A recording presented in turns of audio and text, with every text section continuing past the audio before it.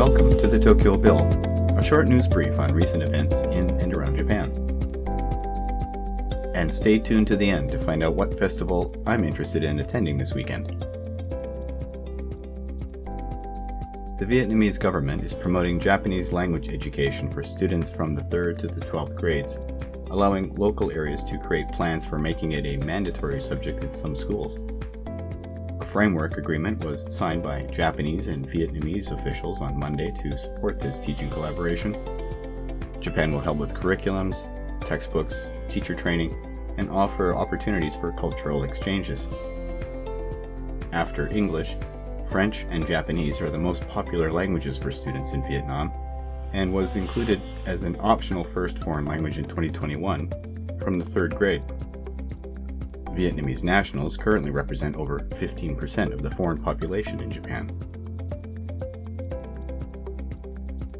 Scottish distance runner and Commonwealth Games medalist Eilish McColgan has announced her engagement to long-term boyfriend and Olympic medalist Michael Rimmer. The couple, who have been together for over 10 years, shared the news on Instagram, posing in front of Mount Fuji this week. The couple are also work partners, running a not-for-profit organization to support young track and field athletes. McColgan, 34, recently ran her first marathon in London, breaking the Scottish record with a time of 2:24:25. McColgan's mother, Liz, also a champion runner, welcomed Rimmer to the family and praised their strong relationship, despite the challenges of balancing sport and personal life.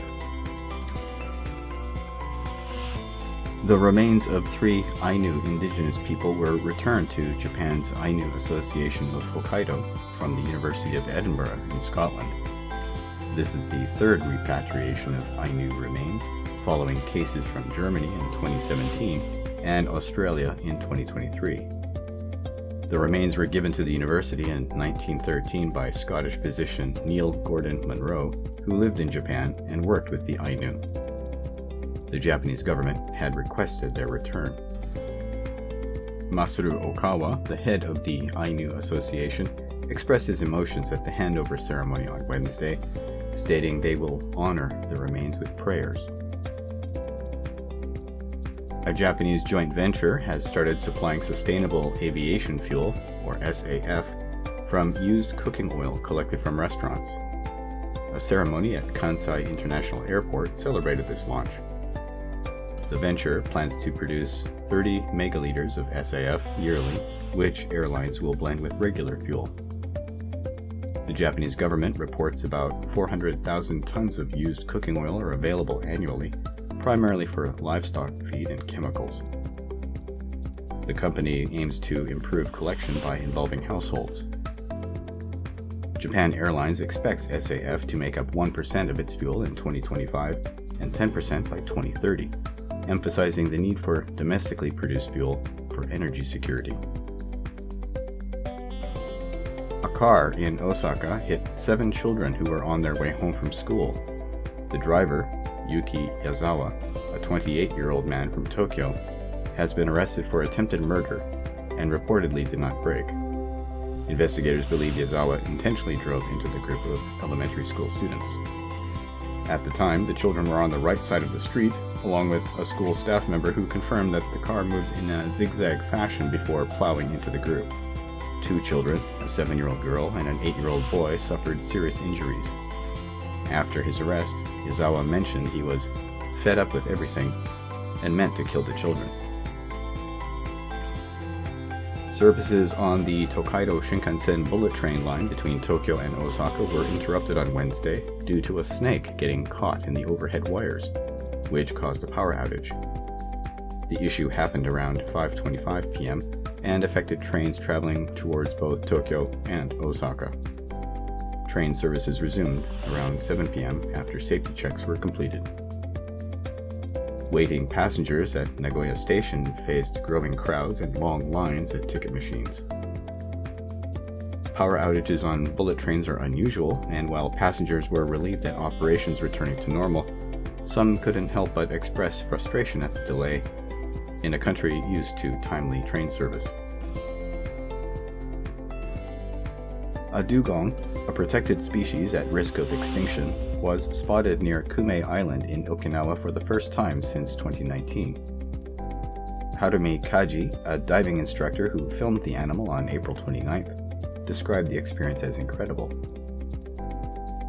Director of the Okinawa Prefectural Institute of Environmental Science confirmed the 2-meter-long animal is the same dugong captured and released earlier in Taiwan, based on its markings.